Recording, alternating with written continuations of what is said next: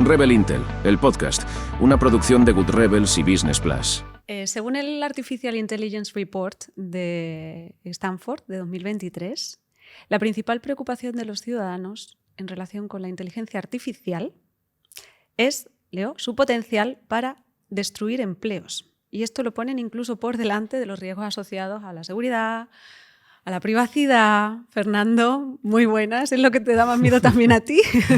Hola Isabel, yo pensé que a lo mejor lo que más miedo le daba a la gente era Terminator. Pero debe ser que no, debe ser que la gente dice no, al final somos razonables. No sé si llegará o no llegará, pero es que esto lo mismo me hace perder el trabajo, ¿no?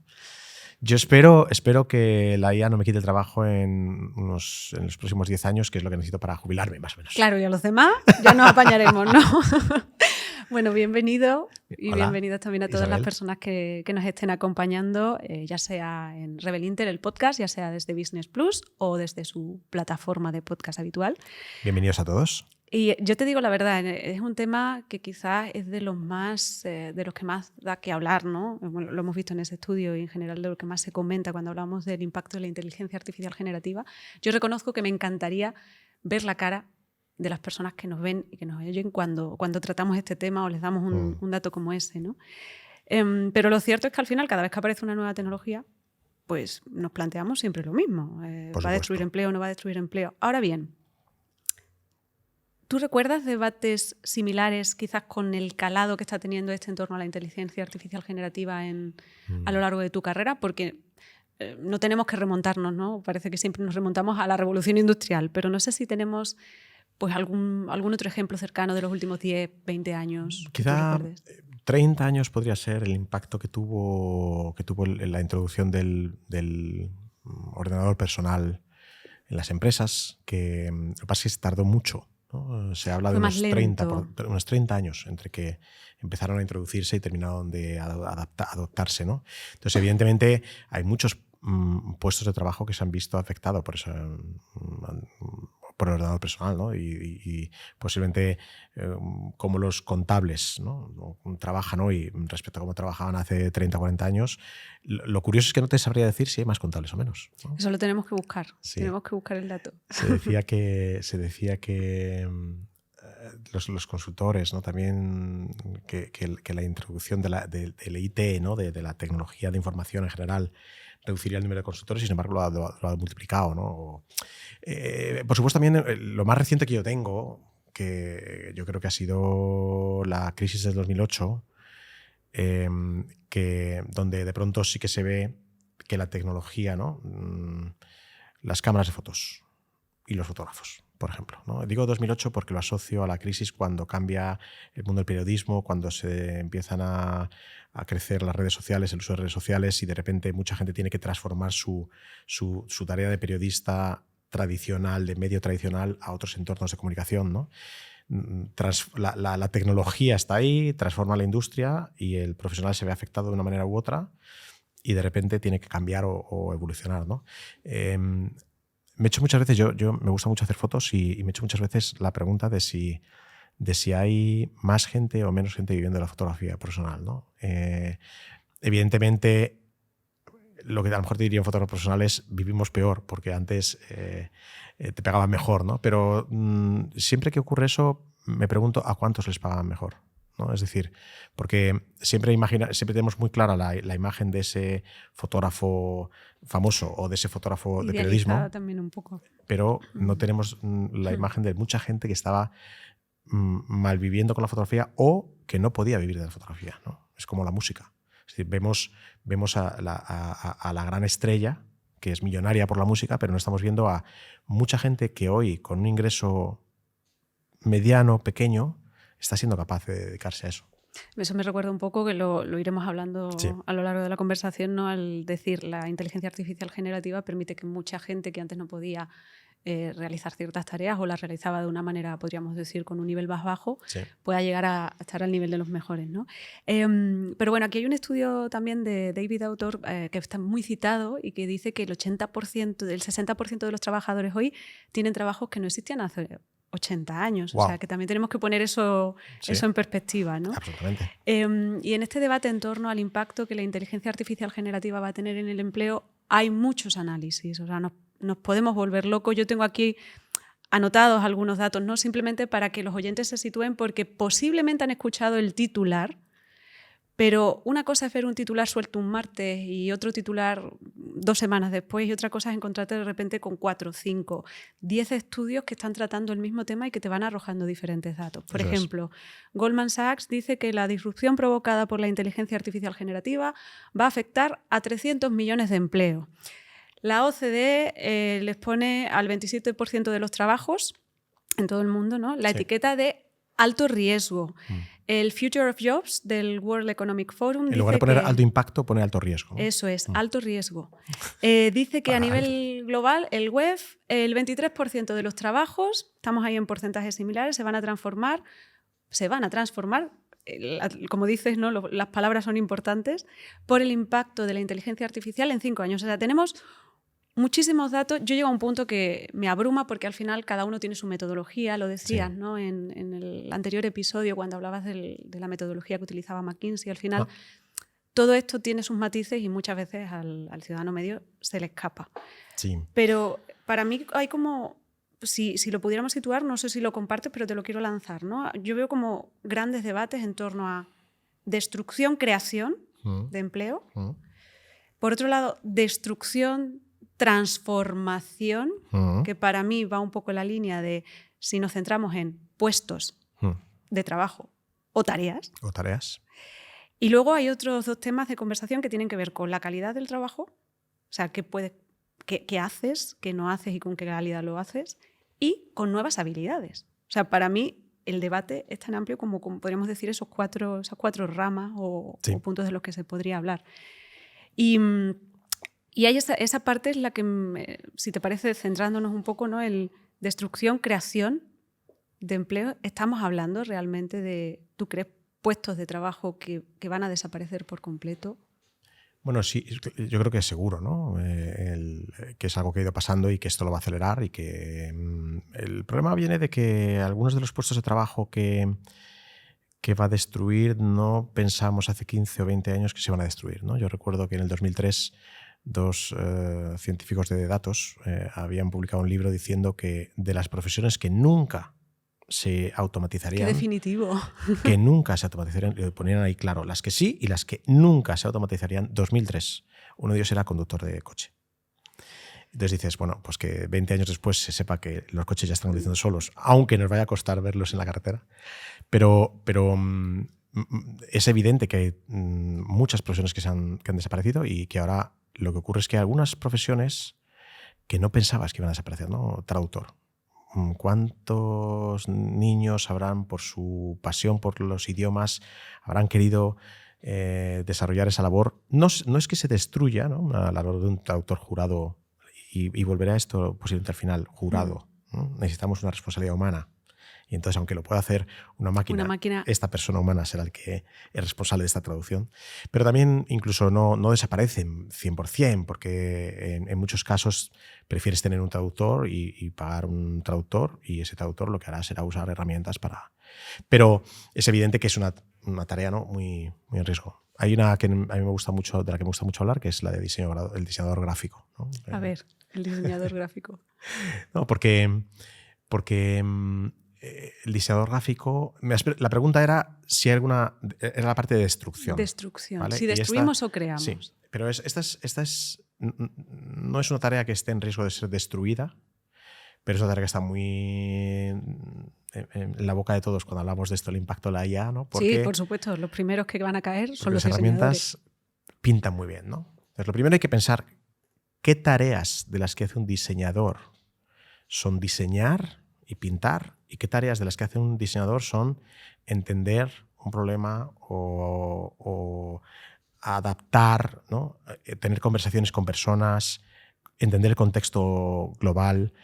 Eso le pasa igual a un programador, ¿vale? Es decir, cuando el programador escribe código, ese es un porcentaje de su tiempo alto, pero no es todo lo que hace. Entonces, los programadores, como los diseñadores gráficos, parte de las tareas que hacen se van a ver automatizadas, pero otras no.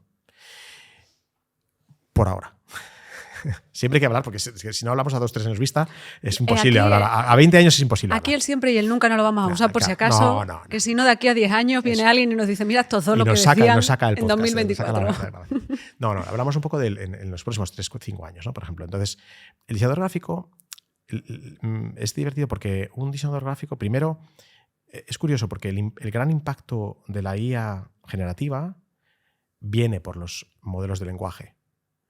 No viene por otras áreas de la inteligencia artificial generativa que también son muy espectaculares, pero que tienen una aplicación mucho menor a nivel empleo, ¿no? Por ejemplo, ¿no? las herramientas que pintan.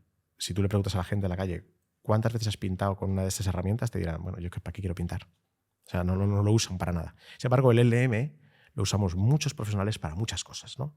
La música, pues que una canción pudiera hacerse sola, pues a lo mejor le perjudicaría una profesión muy concreta, muy de nicho, ¿no? Los compositores musicales o los productores.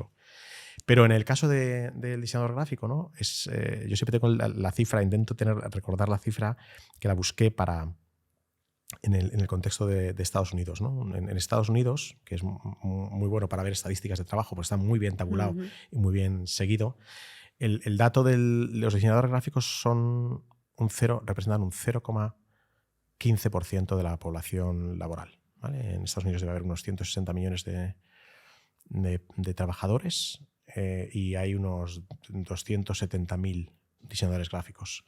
Curiosamente, el Ministerio de Trabajo americano, el año pasado, ya había salido DALL-E, no predecía que en 10 años el crecimiento de esa profesión sería un 3%. Es decir, que seguiría habiendo. No solo y que habiendo, crece un 3%, creciendo. ¿Vale? Entonces dices, claro, ¿por qué? Porque no somos conscientes de que, bueno, es que el diseñador gráfico no existía hace 1000 años. Bueno, a lo mejor era un amanuense, alguien que pintaba libros, pero no es lo mismo. Pintar libros que... Luego la imprenta pues hizo que a lo mejor el diseño editorial, luego la imprenta industrial hizo, ¿no? Creó la figura del diseñador gráfico, pero anda que no han tenido que transformarse los diseñadores gráficos, ¿no? Para aprender las diferentes tecnologías.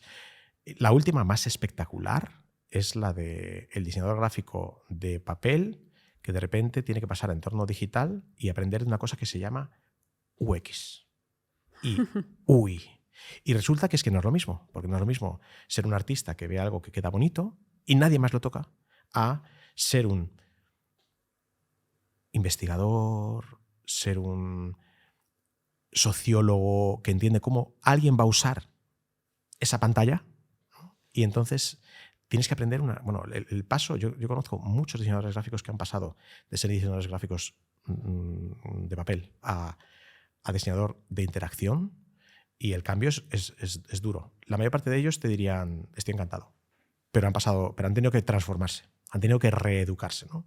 Son diseñadores, han mantenido parte de su conocimiento, pero han tenido que aprender muchas cosas nuevas, ¿no? Entonces, la profesión de diseñador gráfico es en sí misma, yo creo que lo tiene todo. Y yo predigo, para que dentro de 10 años alguien tenga este dato, que va a crecer el número de diseñadores gráficos en el mundo. Incluso con la inteligencia artificial, ¿no? Porque, por un lado, no somos conscientes de la que se viene. Si creemos que ha crecido mucho lo digital, no somos conscientes de la que se viene. Es decir, más pantallas, más horas de consumo de entornos digitales, metaversos, gafas de Google, de Apple que salen ya a la venta, lo que sea, ¿no? Es decir, al final va a haber más necesidad de gente diseñando mundos virtuales. Bueno, vamos a llamarle diseñador gráfico, ya sé yo que gráfico, la palabra gráfico no va a ser exactamente así, pero entonces, bueno, creo que es un ejemplo, ¿no? De una profesión que se transforma y que no va a reducirse. Y luego hablaremos de la paradoja de Jevons. Eso te iba a decir, porque me recordaba que lo habías mencionado en algún momento, que al final con la inteligencia artificial generativa vamos a demandar más contenido creativo, por lo tanto sí, habrá más trabajo para los creativos. Pero bueno, me decía varias palabras clave que me llevaban un poco a... Te había dicho, ¿no?, que yo veía como que habría grandes debates en torno a destrucción, creación, o más bien destrucción, transformación. Y tú has dicho, anda que no han tenido que transformarse los diseñadores. Y has hablado desde el principio de que un diseñador, por usar ese ejemplo, no nos vamos a centrar solo en ellos, ¿no?, realiza muchas tareas. Lo que me lleva a que hay otros estudios que ya no hablan tanto de cuántos empleos o qué porcentaje de empleos van a desaparecer, sobre cuánto van a transformarse los empleos ya existentes, o por ejemplo ese estudio del Jobs of Tomorrow del World Economic Forum que dice el 40% de las horas de trabajo se van a transformar. Ya estamos hablando de otra cosa. Claro. Ya empezamos a hablar del impacto que la inteligencia artificial generativa va a tener sobre el trabajo, pero desde otro punto de vista, ¿no? Claro. Tenemos que valorar otros aspectos. Es como esa parte ya de transformación y de creación incluso, ¿no? Es decir, que está asociada. Al final es destrucción, transformación y creación está muy asociado. Es decir, volvemos al caso del periodista o el comunicador, ¿no? El comunicador, su forma de comunicar era en medios tradicionales, pero cuando llega Internet y la descentralización, la fragmentación, de repente ese comunicador, si en lugar de pensar en el periodista del periódico, pensamos en el comunicador de los medios, muchas de esas personas se han reconvertido exitosamente. No hay más que casos de periodistas que han dejado su empleador y se han creado su propio newsletter y ganan mucho más dinero con su propio newsletter. 2, se han reconvertido. Pues un caso muy conocido, muy querido por muchos de nosotros desde hace mucho tiempo, era el community manager, ¿no? El community manager era esa persona que de repente entiende las redes, entiende los códigos de comunicación y es un comunicador, pero la forma en la que tiene de aplicar ese conocimiento es diferente. Y luego tenemos esas profesiones que se han ido creando, ¿no? Como el community manager, como el SEO, que no existía antes. De repente se introduce una cosa que es el buscador en Internet y eso genera una demanda de profesionales que se especializan en entender cómo funciona ese algoritmo. Entonces, a lo mejor el SEO de las herramientas de búsqueda por voz o de los agentes IA no existe todavía, pero va a existir. Es decir, cuando los agentes IA del consumidor se empiecen a hablar con los del vendedor para llegar a un acuerdo, pues alguien querrá entender cómo funciona eso, ¿no? Pues esa nueva profesión está ahí esperando a ser creada, todavía no se ha creado, y lo que va a hacer es gente que llegará directamente de la universidad y esa será su profesión, su primera profesión.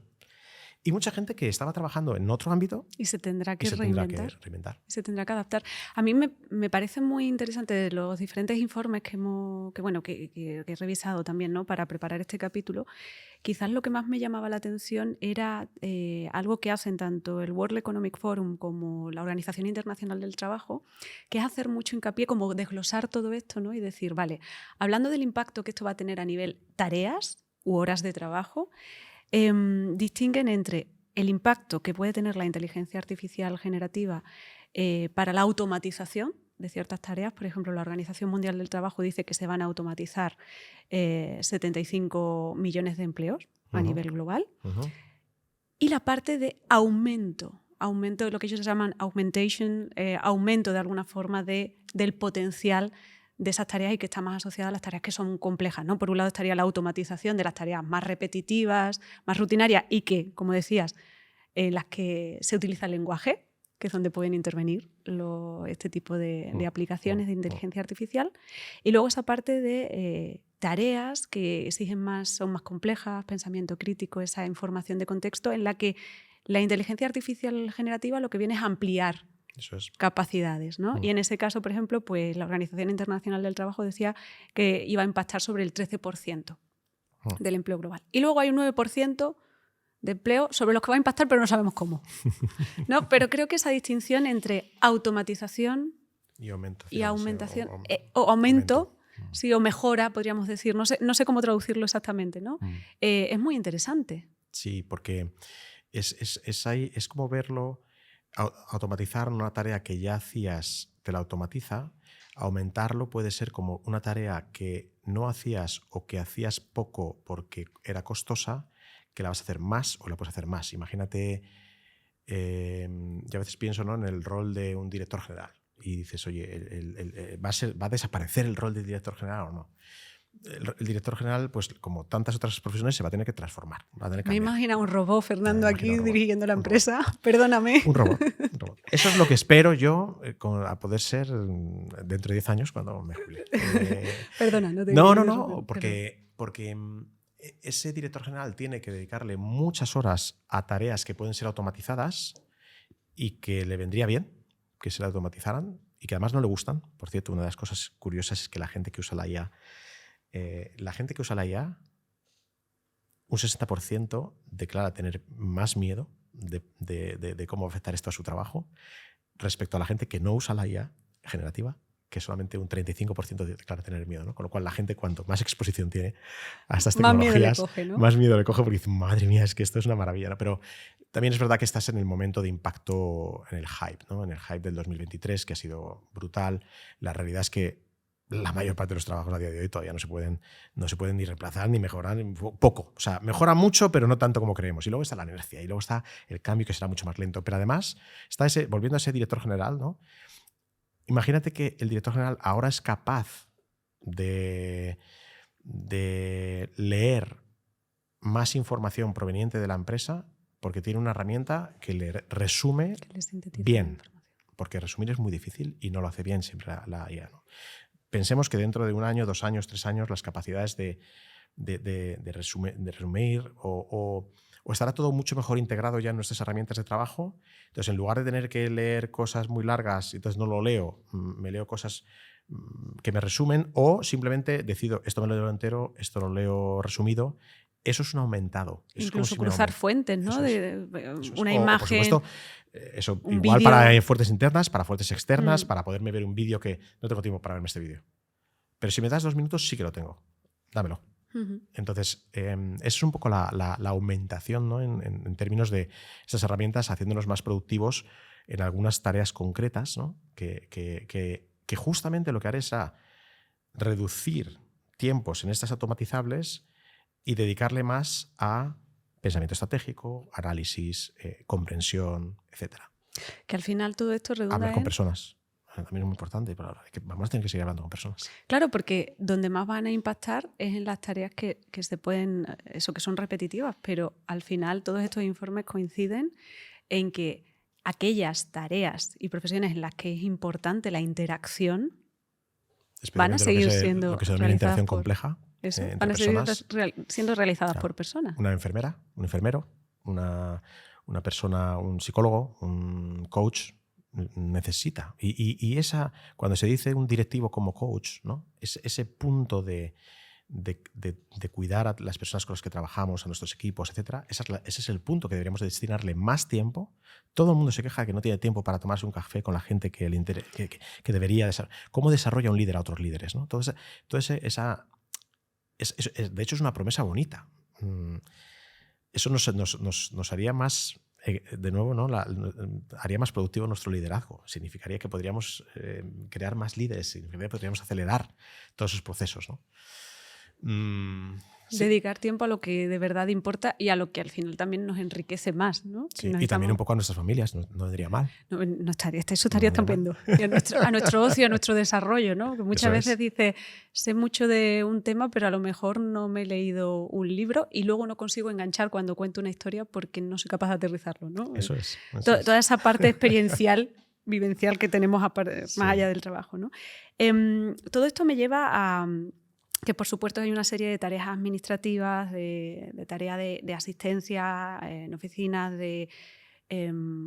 pues no sé, se habla de los cajeros de bancos, se habla de las personas que están en puestos esos administrativos, secretarios que pueden llegar a desaparecer, mientras que se van a ir potenciando otros. Pero volviendo un poco a lo que comentábamos, al final estamos hablando de ese aumento y de esa automatización. Al final todo se traduce en productividad, ¿no? Que es un poco lo que comentabas en el capítulo anterior. Efectivamente, esa productividad, ¿no? Al final es, si recordamos un poco lo que dijimos la semana pasada, es cuando, asociado al cálculo ese del valor que podía generar la economía la inteligencia artificial generativa, ¿no? Para eso se requiere que las personas que son desplazadas porque hacen falta menos personas para hacer el mismo trabajo, imagínate, esas personas tienen que volver a reincorporarse a la fuerza laboral a un nivel de productividad parecido al de este año, ¿vale? Para que se produzca ese incremento de valor. Entonces, volvemos a lo mismo. Esas personas o se seguirán dedicando a lo mismo porque el impacto de lo que hacen es mayor, o buscarán nuevos entornos de actividad, nuevas áreas de desarrollo donde tendrá un impacto en la economía, donde habrá un valor y alguien querrá pagar por ello. Entonces, yo creo que al final siempre volvemos el incremento de la productividad es bueno mientras tengamos sociedades y gobiernos que aseguran la redistribución de la riqueza, para que no haya un capitalismo salvaje, para que no haya los beneficios se van todos para los accionistas, etcétera, ¿no? Que haya una redistribución de esfuerzos y que haya... Además hay una componente ética en todo esto muy importante que es responsabilidad directa de las empresas, ¿no? Que tiene que ver con esto. Yo soy optimista en el largo plazo y soy tecnooptimista en general, porque cuando ves el recorrido social y los datos de todo tipo de datos, ¿no?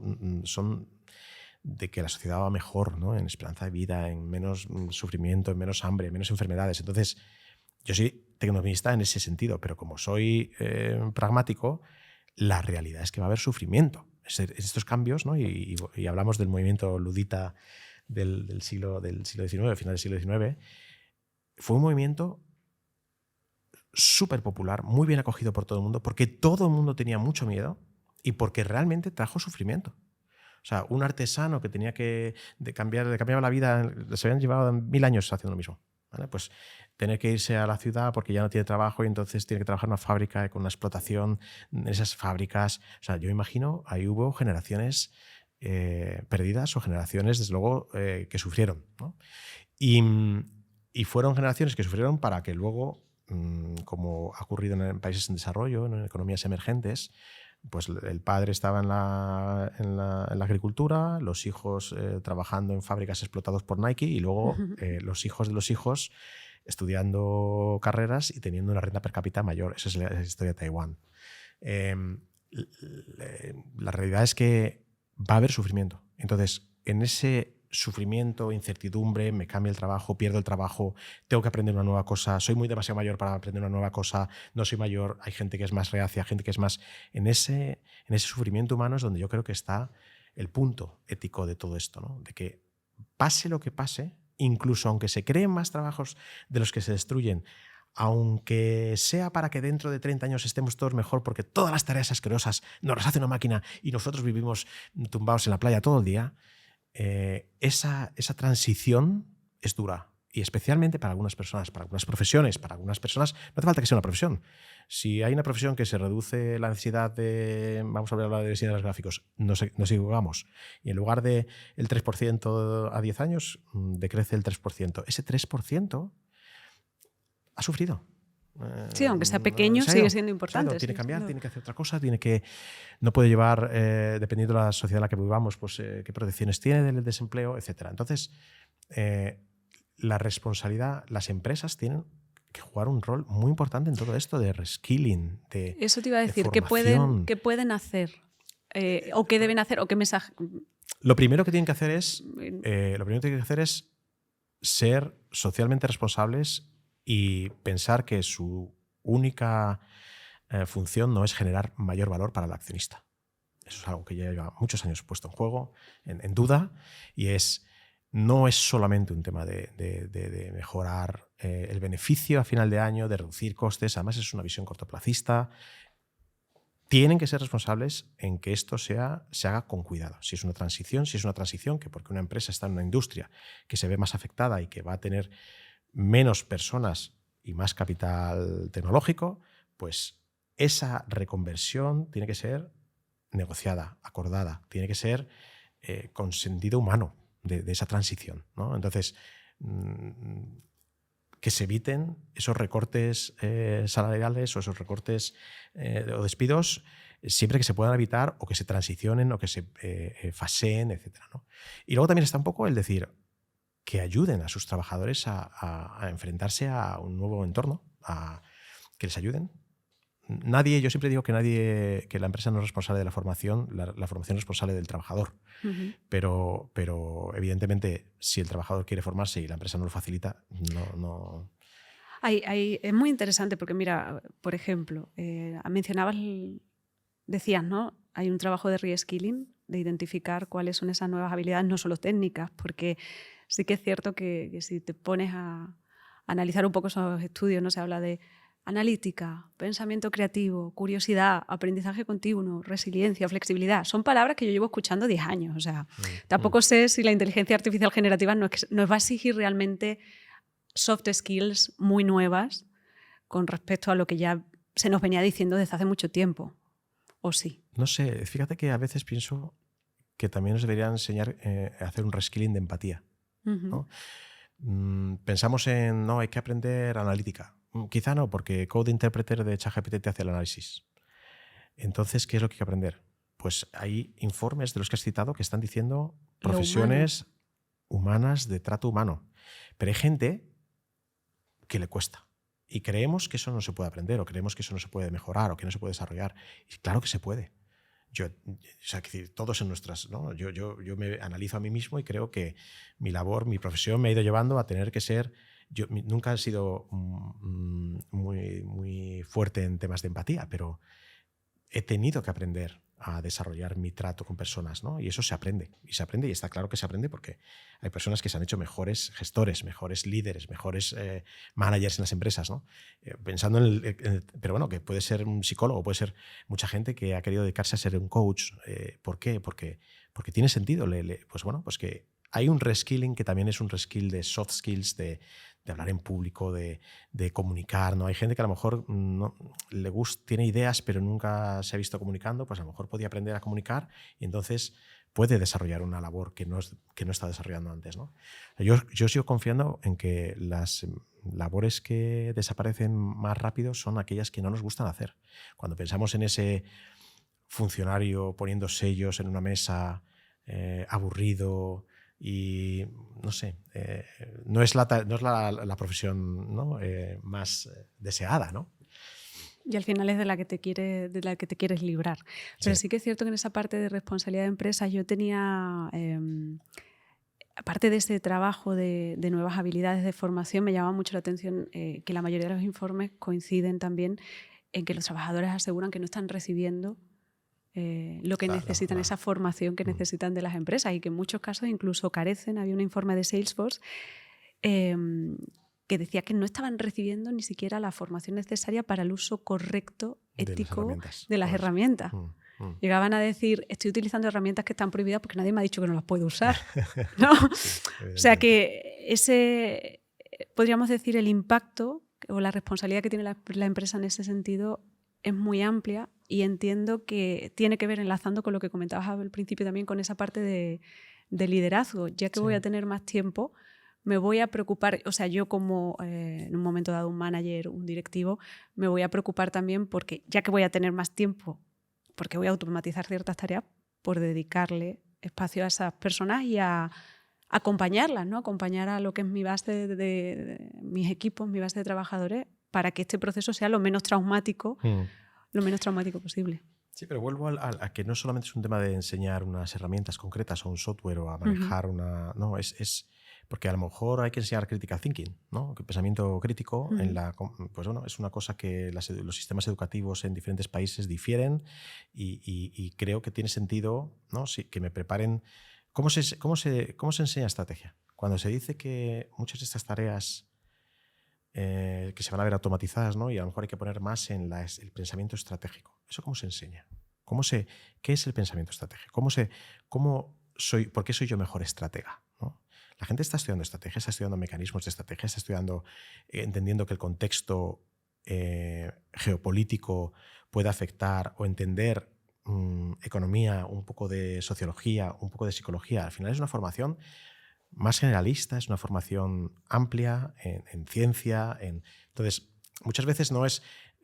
vamos a poner el diciendo, venga, yo te voy a hacer un curso de prompts en ChatGPT. Si es que los cursos de prompts en ChatGPT ya están online. ¿Cómo hacemos para que la gente avance hacia ese tipo de labores, ¿no? ¿Qué más aportamos? Sí, ¿qué más aportamos? Vamos llegando al final, pero al final, con todo este debate que tenemos, yo ya te decía que se lleva hablando mucho tiempo de las nuevas habilidades que necesitamos. En 2019 se publicaba el dato que decía que la Unión Europea iba a necesitar cubrir 500.000 de puestos de trabajo por la irrupción de la tecnología. Al final es algo que está sobre la mesa y de alguna manera, como tú decías, hay puestos que han ido desapareciendo. O sea, yo me he enterado hace poco de que había despertadores humanos. Wow. Despertadores. Señores Serenos. que iban con efectivamente, que iban dando así, ¿no? En la ventanita para despertar a los trabajadores. El sereno, fíjate, ese lo he conocido yo. Yo he conocido a serenos en Madrid, que eran gente que tenían las llaves de todas las viviendas por si alguien se olvidaba las llaves. Pues eso ahora mismo ya no existe. E incluso pensando en un ordenador, en cómo calculamos, había computadoras humanas. Yo vi hace poco, me impactó mucho esa película, la de Hidden Figures, en la que hablaba precisamente de las mujeres, ¿no? que jugaron un papel crucial en la NASA para esa primera misión, ¿no?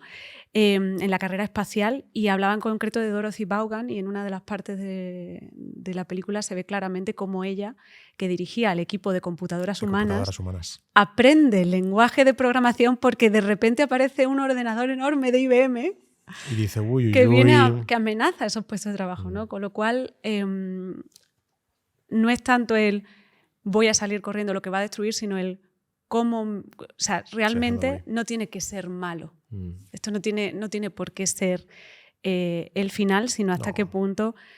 lo leía por ahí en algún artículo en plan, ¿de verdad el mundo sería mejor sin lavadoras? Bueno, pues yo tengo dudas, ¿no? Pues viene un poco en la misma y luego línea, hay una cosa, un punto de optimismo también final, que es que yo suelo relacionarlo mucho con primero. Hay varios puntos, ¿no? Uno, desaparecen los abogados. Bueno, es que muchas veces yo lo que busco en el abogado es la responsabilidad que decíamos antes, ¿no? Es la responsabilidad humana.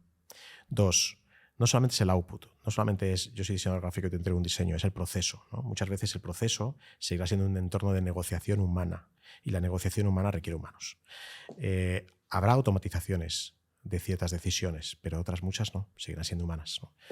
Hay una cosa que tiene que ver con cómo es posible que la inteligencia artificial nos gana a todos los juegos, ¿no? Al ajedrez, ahora ya al Go, pero la gente, el juego del ajedrez no ha dejado de crecer, y la gente no se junta para ver jugar a inteligencias artificiales, a máquinas, se junta para ver personas, ¿no?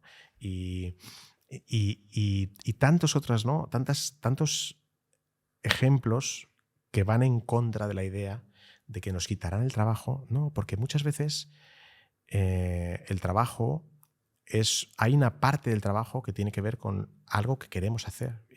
No voy a entrar en la dinámica del trabajo en Dignifica, no creo en ello. Creo en la idea de que hay tareas que hacemos que además coincide que cuando tienes más suerte te repercuten, ¿no? Económicamente, o tienes un ingreso económico, y que queremos hacer, ¿no? Entonces, todo eso que queremos hacer va a seguir existiendo. La humanidad no se aparece, ¿no? Al menos hasta que llegue Terminator, que no llegará. Y por último, volviendo a los diseñadores gráficos, ¿no?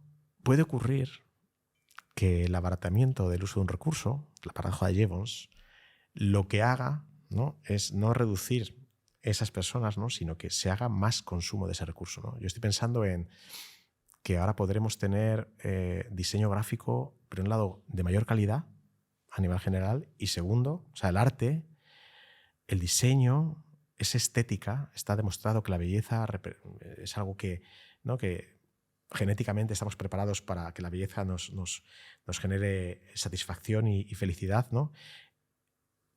A lo mejor contratar un diseñador gráfico para hacer el teaser, o un diseñador gráfico o un productor de vídeo para hacer el teaser de mi boda a la Netflix. Y eso es algo que antes no podría haber hecho porque no tenía el presupuesto para hacerlo, ¿no? Sí, que no sabemos si nos puede ayudar a tener mucho más de eso que nos gusta. Va a haber más uso posiblemente de estos recursos porque están siendo más fáciles de acceder a ello. Pues con esa idea, Fernando, nos vamos a quedar en este nuevo episodio de Rebel Intel, el podcast. Muchas gracias. Muchas gracias a ti, por todas esas ideas. Se nos quedan, ya te digo, o sea, podemos seguir hablando del impacto en el empleo, pero lo retomaremos en otro momento. Desde aquí le damos las gracias a las personas que nos han estado acompañando, nos hayan visto a través de Business Plus o nos hayan escuchado a través de su plataforma de podcast habitual, y volvemos en una semanita para seguir hablando de inteligencia artificial generativa y el impacto que tendrá sobre nuestras vidas, en particular sobre nuestro trabajo en marketing, la comunicación y la experiencia del cliente. Muy bien. Hasta pronto. Chao. Rebel Intel, un podcast de Good Rebels y Business Plus sobre inteligencia artificial para profesionales de la comunicación, el marketing y la experiencia de cliente.